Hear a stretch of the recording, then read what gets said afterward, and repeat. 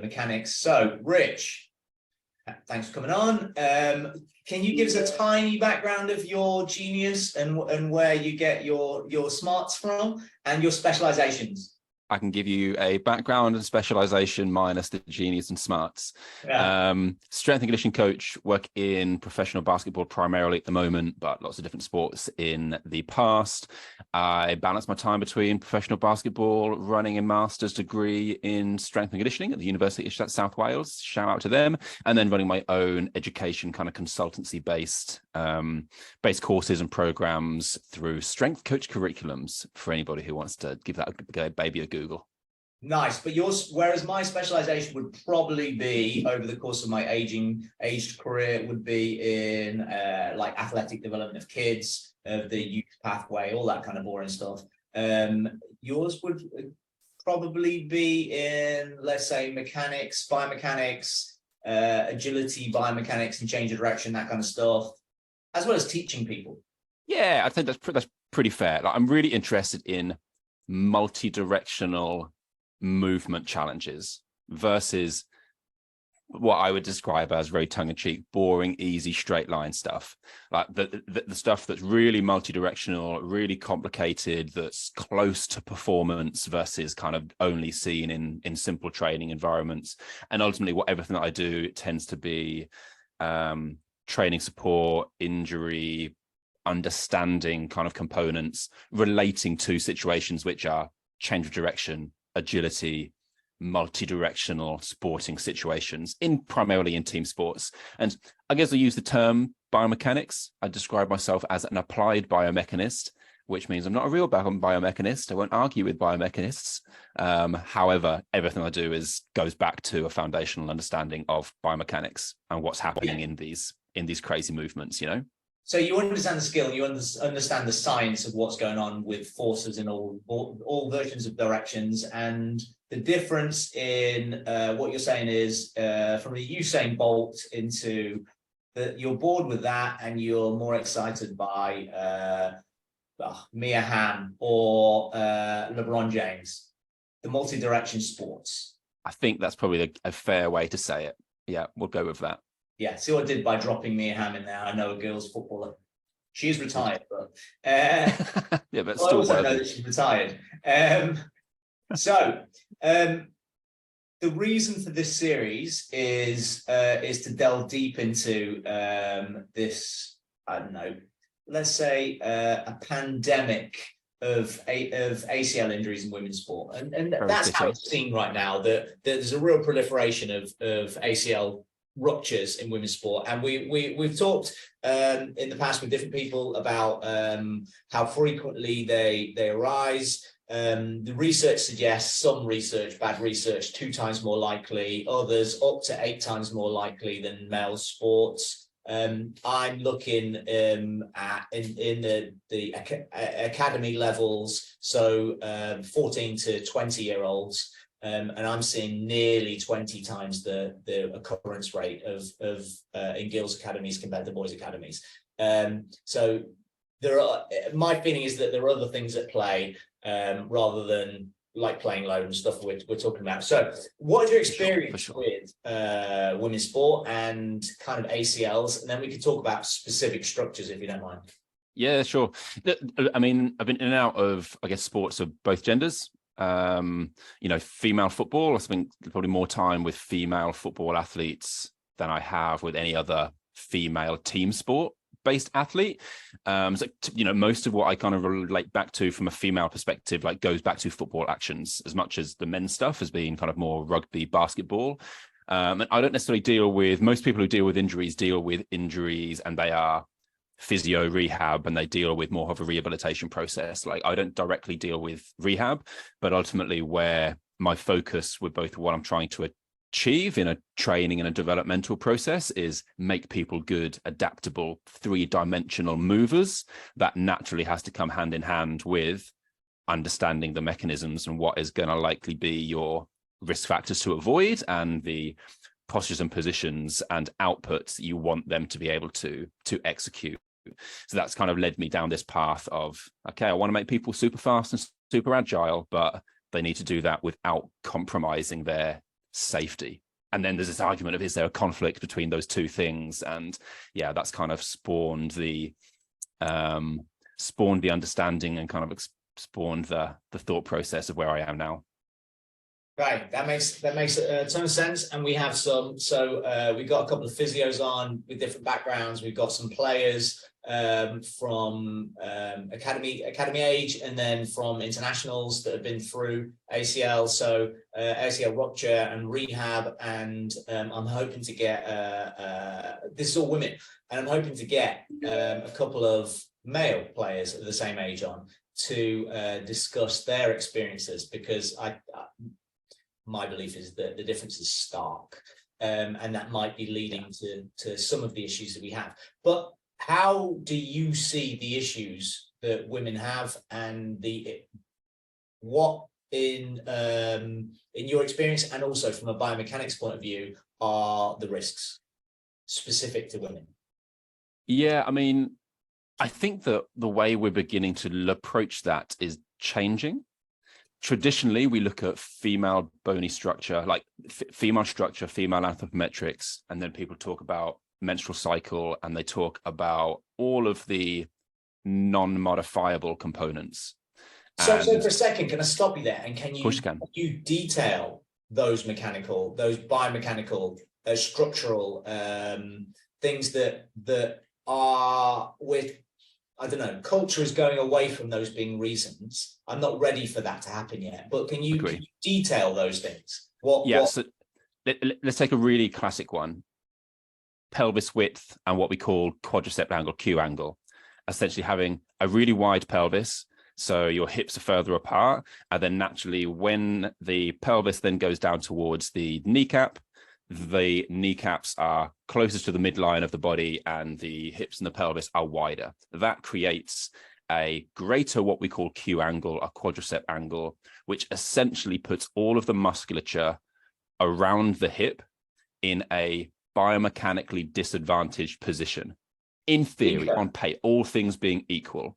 And because of the fact that we're in a biomechanically disadvantaged position, that makes it harder to control the position and the forces and the risk that is going to be essentially directed towards the knee. So that is something, and I've been in the same kind of state as you are, that is something which I don't think we completely move away from. Yes, okay, we can't do a huge amount about it other than normal prevention things, but we've got the general increase in Q angle. There's other things we talk about with females as well, like joint laxity, in terms of the way that they tend to stabilize movements, which is maybe less anthropometrical, less about kind of structure, but something that kind of talk about being kind of foundational in athlete or female athlete physiology sometimes. So the Q angle, so going down to the Q angle is the length of the femur and the direction that the femur connects the hip, the outside of the hip, to the knee is different than in males. Mm-hmm. And that causes the muscles at certain angles to be weaker in a movement. Is that right? Is that kind of the theory? Yeah, I'd say rather than weaker, to be really specific, it's the muscles are in a less useful position to produce force and control the knee. It makes it harder. It makes it harder for those same muscle groups and the same areas of tissue to do their role effectively.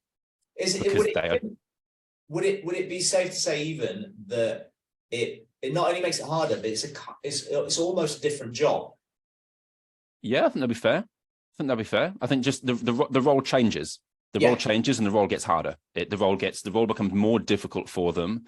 So ultimately, let's say you take a male athlete and a female athlete, to get a female athlete to the same level of what we describe as neuromuscular control and the ability to stabilize around that knee joint through or via primarily the muscles around the hip joint. In order to get two people to the same level, the female physiology has got to basically work slightly harder relative to what the male physiology does in order to try and stabilize and have those same kind of positions and outputs, essentially, just because the biomechanics, the leverage, the position that they are naturally in doesn't help them create that outcome. So while we're delving into this, is there front door opening and beeping on? Is there so it's inarguable that this happens, that this does create this thing. It makes it harder. So to overcome this, would we, my brain would go, if it makes the muscle work harder, do we have to make that shape stronger, that movement pattern in a woman stronger to overcome this? Would that be the simplest way to overcome this one small area of risk? Yeah, 100%. They are biomechanically somewhat predisposed to the fact that that's going to be difficult for their body to try and control because of the position and the shape that the athlete structure is built in. Therefore, instead of saying, oh no, we can't do much about this, or we ignore that as we focus on different risk factors. Of course, there's tons and tons of things which come into the puzzle here, but a logical way of approaching that is, okay, in that case, in the female population, these areas of the body need to be even more of a focus from a strength development and from a control development perspective than they would in a male group. So your need to focus there and your need to train and develop those qualities is increased quite substantially in comparison to a male group, because they aren't in those negatively predisposed positions already. So while we're just delving down to this one factor of risk, from a parent's perspective, if they've got a 14-year-old girl, there are lots of factors we'll delve into, but for this one thing, what am I thinking I can do as a parent to help that child out? What are the muscles that they need to develop, or the movement patterns that they need to develop to help this one factor? Yeah, look, great question.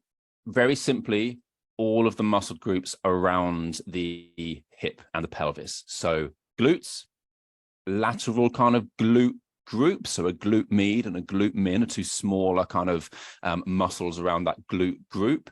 But also think that the glute itself needs to be really strong and capable, but there's also a surrounding structure of muscle mass that is also contributing. So it's not really about isolating this one particular muscle group.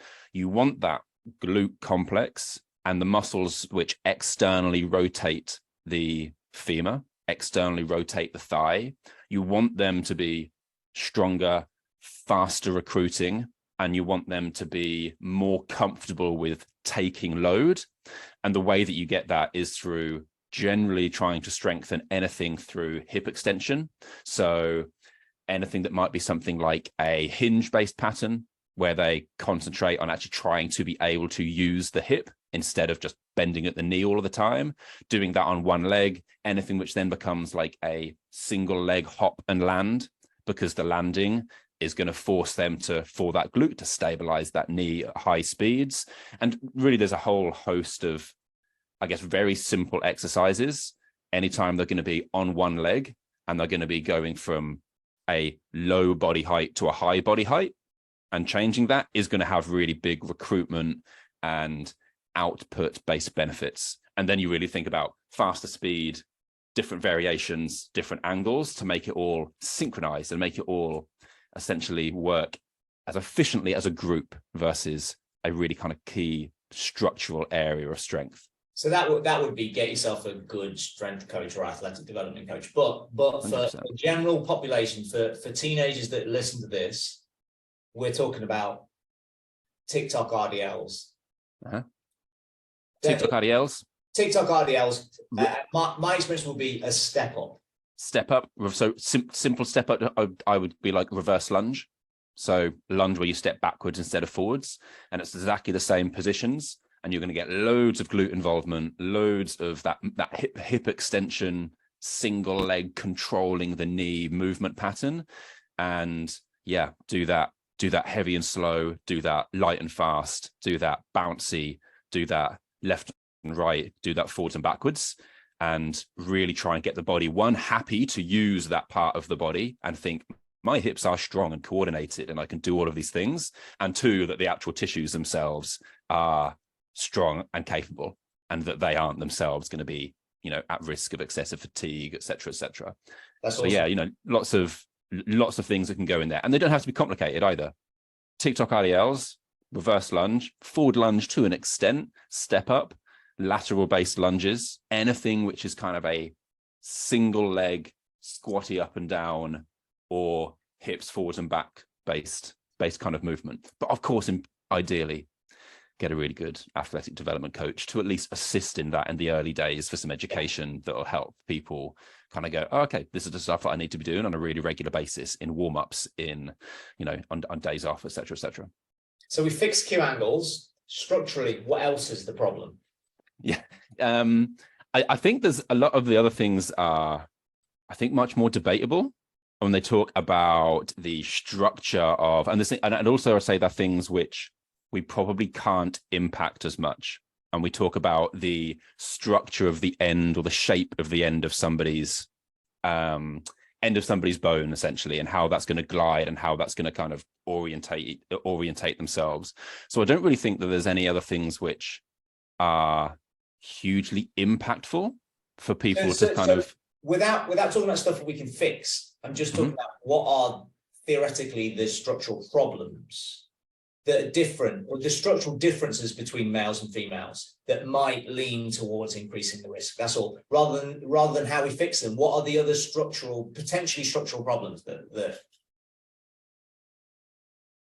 might be at play? What do you know about? I don't know what else I'd put on that. I don't know what else I'd put on that list, because I think there's things which you could argue are structural, but I don't know whether they actually are going to really increase. I mean, we're debating these days whether Q angle is generally a real thing that people want to have a focus on.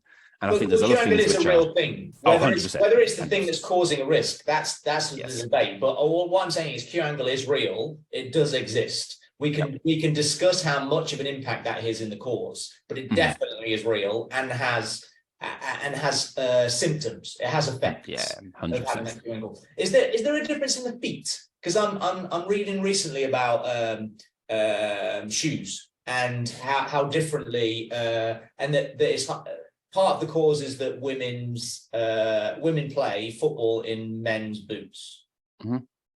So what is the difference between feet?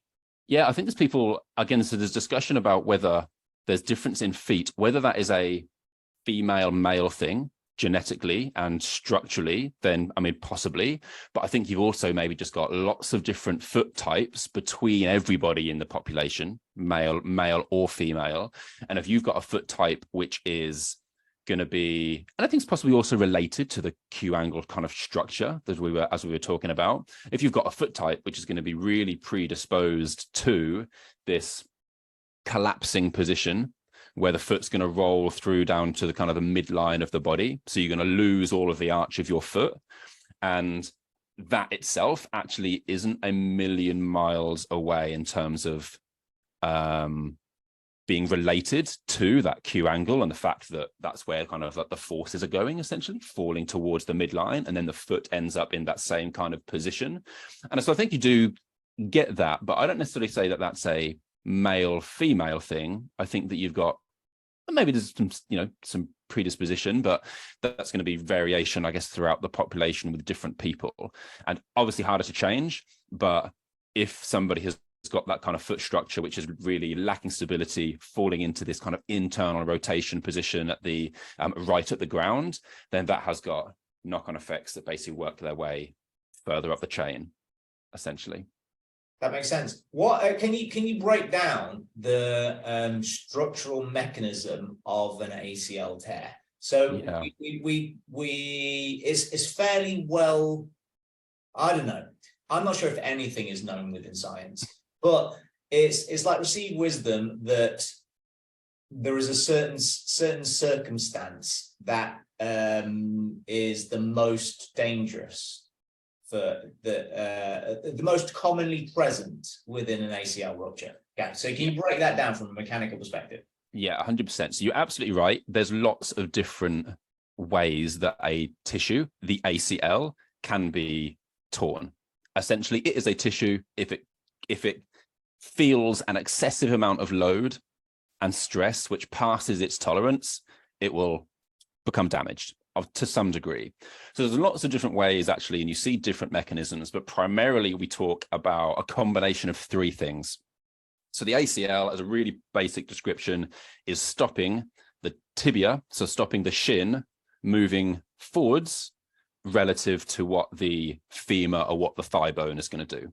So it's stopping your shin bone sliding forwards out of the front of your kneecap. And basically, we look at a combination of what we call anterior tibial shear, which is that motion that I've just described, shin moving forwards. So think of a vertical thigh bone, the shin connecting to that at the bottom to create a knee joint, and the shin sliding forwards in a forward sagittal plane based movement. That's one movement or one direction of force, which is going to add load to it. The other one is going to be what we describe as knee abduction moment, which is basically the knees falling into the midline of the body and or the feet being pulled to the outside of the body, which is related to those positions we just mentioned from a Q angle perspective. And then we have a rotational component, which is essentially where the thigh bone and the shin bone are going to rotate, and they're going to rotate inwards towards the body, and that creates like a torsion. Okay, that creates a rotational torsion. So we've got three things. We've got the shin moving forwards, this anterior tibial shear. We've got the knees moving inwards, which is creating that stress in kind of what we describe as a frontal plane position. And then we've got that rotational component, that rotational torsion between the femur and the shin bone, which basically creates sort of your third directional increase in force. And ultimately, like, that combination of things just puts way too much load onto that very specific tiny ligament-based structure, which is trying to stabilize everything all at one point. And that's typically going to occur in situations which are going to predispose that load to be in that location. So ultimately, for that tissue to end up in a tear, end up in a damaged state, there has to be enough load to hurt it, and there has to be the position associated to gravitate all of that load and all of that stress to that one particular tissue. Okay, obviously those two are very, very much linked together, which is why you then see the risks being so high and the situational occurrences being in things like defensive pressing. Hard defensive press, slight rotation to one side, and an athlete goes to stick their leg in the ground to kind of decelerate, to hit the brakes, and then they hit the leg in the ground really hard. They've got to really kind of push the ground away, which creates that anterior kind of shearing motion of the shin wanting to move forwards. Because they're rotating, they've got a kind of a rotational torsional component to try and control there as well. And then because of the fact that if they don't control the overall postures and positions of the rest of the body, they end up in a situation where they're going to be in positions that will increase that knee abduction moment of the knee moving towards the midline. And that's in these sporting situations like pressing, single leg landing from a jump, and any situation where you're trying to hit the brakes hard, but you're also trying to rotate, turn towards a new direction, control some momentum in your trunk all at the same time. And that ultimately creates that most common situation of a combination of those three kind of directional forces. But there's other things they talk about. Compression. You purely rupture an ACL just from that kind of axial compression. And they talk about even situations now when they think that the ACL might actually tear before the foot hits the ground because of other things that have kind of happened. But primarily we look at, those three: anterior tibial force, knee abduction moment of the knee moving towards the midline, and then that internal rotation, kind of rotational torque that happens. And that's happening in a situation, super high levels of load because somebody's maybe slamming the brakes on from a sprint. That's happening in a tiny little time frame, and ultimately the athlete is experiencing high levels of stress, positions which aren't distributing that stress appropriately, and then we get a very, very sudden ligament-based rupture. Less than 50 milliseconds from ground contact. As soon as that foot hits the floor, or we're even starting to think now slightly, very slightly earlier than that, because the positions just gravitated all that stress to one place, and pop we get, essentially. So that's fascinating. How I describe the ACL in itself to my kids, to my girls, is that it's a seatbelt in a car, and I love that analogy. And it doesn't get used nearly all the time. You can drive a car without seatbelt all the time. It's only when you crash at the right direction does it then turn on, and it becomes essential. And so if you can think in your mind's eye, if your daughter begins to run from the goal line up the penalty area on the left-hand side of the penalty area to the corner of the penalty box as fast as they can, and then breaks and turns along the parallel line of the penalty box, the edge of the penalty box towards the D, that is the moment where the first example you used, the lateral and the rotational and the anterior forces there, is that left foot going into the ground there to turn right. That's where that danger moment happens. And the axial one would be if you're jumping out the first story of a house, as you land, just then, that's like top up down forces that could rupture it. So for the average parent, if you can just figure that those are the moments, they tend not to be. It's much less common, isn't it, to have ACL tear from like tackles. Yep. Yeah, 100%. Like I think there's the other reason why it becomes really complicated, which is why we don't always go crazy down the athlete structure route, is because there's a big brain component. There's a massive kind of perceptual, what are they looking at? How good are they at splitting their attention? And generally the kind of the brain's part of coordination. So that kind of comes into the mix as well, which is why you get these heightened situations where they're trying to achieve lots of different things at once. They're trying to maintain speed, but they're also trying to turn to a new direction, and they're trying to put their brakes on, but do it in one step, or they're trying to land from a jump, but as they land, they've got somewhere else to be. So they can't land and kind of absorb and be safe. They're trying to land and cut or land and change direction all at the same time. So it's this complex interaction of the brain wanting to do something. Yeah, absolutely. Timing and sequencing in the motion is really, really crucial. It goes to my seatbelt analogy. You can, if you're driving your car at 50 miles an hour and you see a car in front of you pull out, you can brake and then turn and go around that. If you're distracted and you press the brake too late, you might hit that and your seatbelt will come on. If you brake super hard and harder than you need to, and your seatbelt will come on. Or if you totally miss it, you will whack it and your seatbelt will come on. All of those things. So you have all of the skills. So the player has all of the skills to brake, turn appropriately, to go around that obstacle they see ahead. It's just that if the timing of that sequence is wrong, of them turning the wheel or them pressing the brake or taking the foot off the accelerator, if any of those are wrong, the seatbelt comes on. And depending on how much force, how much speed they've got in their car, how much momentum, or how much momentum the car coming at them has, their obstacle, it determines how hard the forces on that seatbelt are going to be. Absolutely. That's it. Absolutely.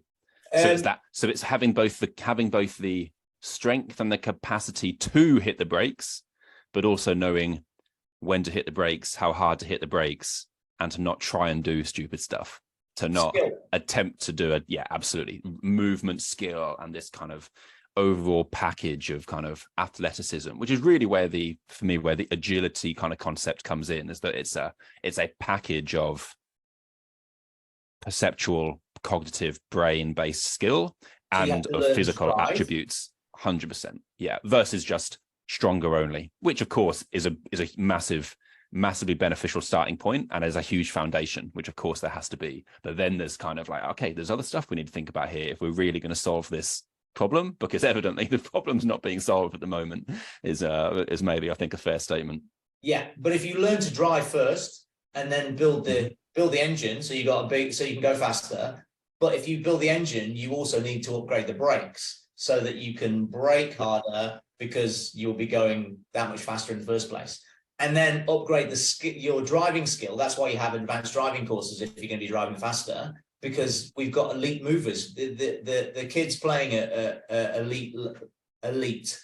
There aren't any elite kids. But as kids accelerate through their footballing athletic journey and get to top levels of sports, as fast as the human body can move, they're also expected to stop at a rate that is the most a human body can stop at. So it's the braking forces that are massive.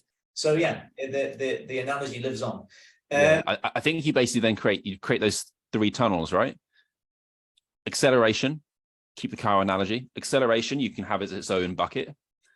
The braking component, I think you have as a separate bucket, purely because we've got to emphasize it, because we're very used to, in sports science, looking at propulsive stuff that makes you go faster. So you have those 2 separate buckets, and then you have the skill learning to drive bucket. And ultimately, you're trying to improve all of those in a balanced way that creates an overall package of athlete, versus just trying to make someone faster, jump higher, propulsive, accelerate more. You've got to have that package kind of situation to have something that's going to be really risk-free and optimally functional. Absolutely, sounds great. So we've been through the mechanics. From mechanics and a skill acquisition, that's a sports science term we use these days. You use, can you give 3 maybe solutions or nudges to behavior which will help reduce the risk for a kid? Yeah. Relates back to what we mentioned earlier about that need to develop strength, and to develop strength in the right areas and the right ways, not for aesthetic based reasons and kind of body shape based reasons, but strength that's going to be really useful in sport. So I'll definitely say that that's a huge behavioral thing that people need to develop and people need to understand, is that if you only play football, it will leave a number of different important physical qualities vastly left behind, which at some point in time are going to catch up and going to cause you problems, whether it's an injury or whether it's just a performance ceiling. So generally that lower limb strength, primarily strength on one leg. So those RDL patterns, step up patterns, reverse lunge patterns, and enter in anything else that you want in there. That's kind of the big one for me. So quickly, while you're on that one, is there a difference between boys and girls as the average, say, 16-year-old academy footballer, a 16-year-old academy female footballer? Is there a difference in those? Do you mean in terms of their approach to that type of training? In there, I don't know. Do you see a difference in? We're looking at the reasons why we have this epidemic. Is there a difference in the strength of those 2? The chances are the male 15 or 16-year-old, if we're thinking football academy, we're thinking that kind of developmental pathway, they are relatively well supported, relatively well catered for. They probably train at a nice training facility. They have all of the bells and whistles because they are part of this men's performance pathway. Female sport probably doesn't get the same kind of provision, doesn't have the same access, doesn't have the same volume of members of staff, probably has a different, kind of athlete to coach ratio in some circumstances, depending on kind of, club or academy size. And I think that probably the best way forward, while that will, I think, over time slowly begin to close the gap as female sports continue to, to get more focus. But I think that especially as a developing athlete of that age, or a parent of an athlete at that age, taking it into your own responsibility, for want of a better term, to think, okay, this is going to be really important. The provision isn't optimized yet in order to try and support that in some cases. So these are the things that this young athlete needs to be doing in and around their general training. And I think that that's the other side of the risk discussion about, okay, structural things and biomechanical things, but actually that's a huge part of why we probably see increased risk factors. But So of course, boys, it's both, you know. so boys do more strength training than girl footballers. That's Yeah. part of what you're saying. Is there Yep. is there any though? So they're more likely to train than do strength training. The boys are more likely to do strength training than girls. Mhm. Is there? So let's set aside the amount of training they've already done. Are boys more likely to be stronger than girls? Are girls more likely to be stronger than boys of the average age? And does that play a role in this? Yeah, I think it does. So boys are more likely to be stronger. Not only are they more likely to be stronger, they have also got that slightly less risk factored structure, essentially. So not only are the girls probably weaker by that point because of the way they've gone through peak height, peak weight, velocity, which I'm sure you've touched on the podcast before. Those things ultimately mean the female athlete is physically probably behind where we'd ideally have them from a risk factor perspective, as well as having a structure which makes being behind even more of an issue. And they're also then in an environment, or they may be in a culture which doesn't support and facilitate closing that gap as fast as what we want to close that gap. Essentially, that's going to be that cluster of things that comes all together to create this heightened, 8 or what you were saying, kind of 20x times risk than what we're seeing.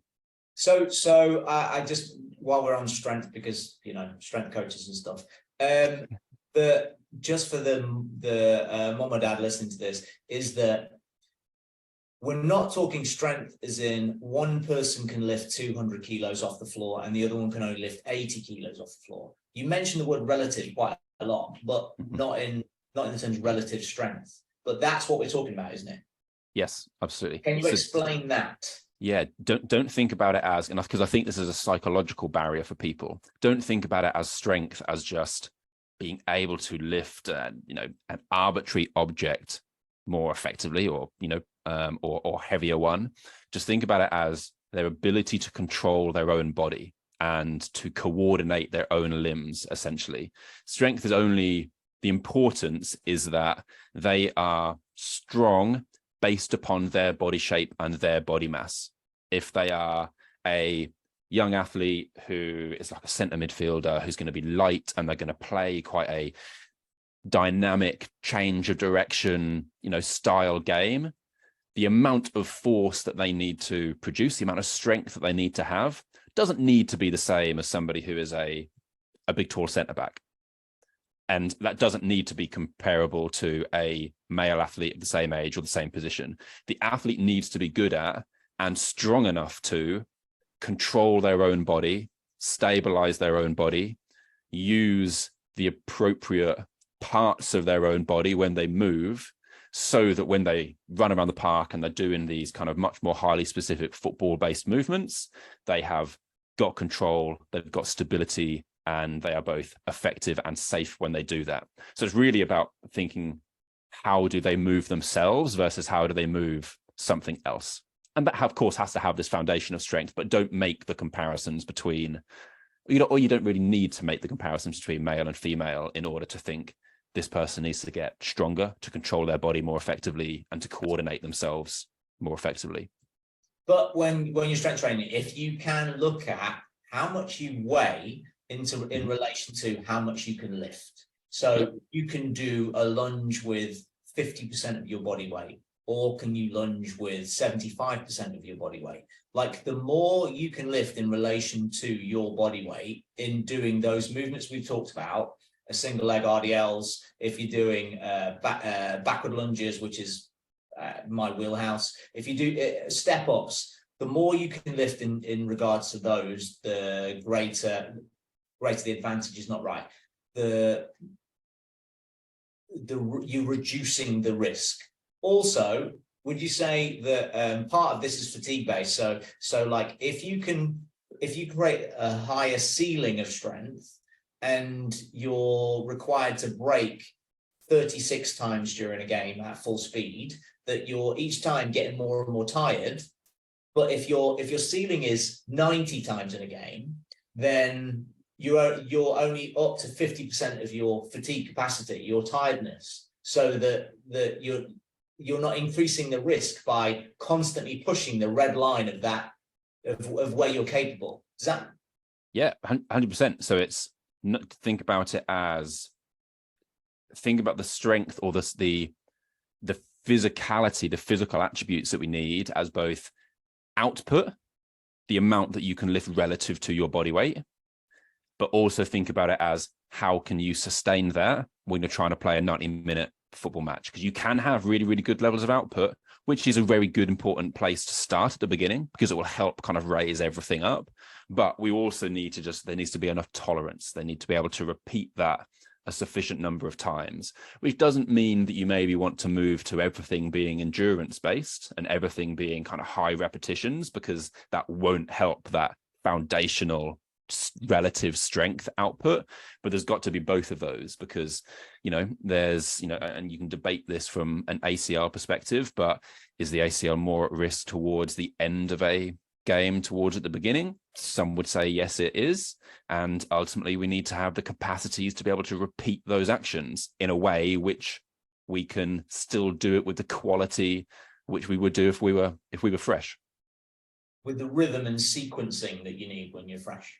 100%. Yeah, 100%. I sadly talk about rhythm way too much for most people, but I fundamentally believe it's a key to good.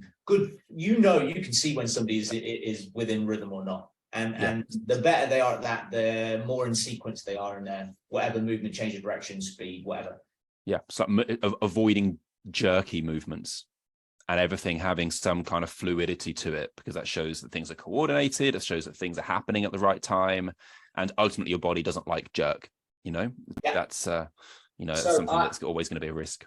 I managed to interrupt your one of three things there and turn that into a 10-minute thing. Can you quickly go through the other two? And I won't open my mouth. Yeah, the other two that I would probably give. So one is the foundational strength, relative strength, and being able to control your body weight. The second thing that I would talk about is going to be more what we call plyometric based, more about jumping. Okay, so much more about landing and being able to produce force very, very quickly. They tend to be the two foundational kind of components of a lot of ACL prevention programs, strength based and then plyometric based. So jump-based movements, which may or may not be on one leg. So a single leg hop and hold, or a rebound on a single leg, a rebound on two legs, a hop and a hold on a single leg from to the side instead of forwards with a rotation, etc. Lots of different things you can add into that. And that is they are ultimately strength qualities, so relative strength qualities, but you're asking them to be applied in fast, fluid, and rhythm-based situations. So even when you hit the ground hard, you're hitting the ground hard and you're slowing your body down really quickly, but you're doing that with good coordination and good rhythm and good sequencing. And then that's going to be the speed of protection that we need, because remember, the ACL is probably going to tear within the first 50 milliseconds of ground contact, which is so fast, the actual strength qualities aren't going to be the only answer to try and protect it in that case. So anything that becomes jumping, sprinting to an extent goes into that box as well. Anything that becomes jumping, fast, hop, land based movements to get the strength qualities to work quickly and fluidly in movements which are closer to what football based movements look like, essentially. That's going to be my second one. And then my third one is going to go back to that analogy you used earlier about learning to drive the car, is they need exposure to the kind of situations which they need to be comfortable and capable of. And I think it's a surprise to somebody sometimes when you realize, let's take defensive pressing as an example.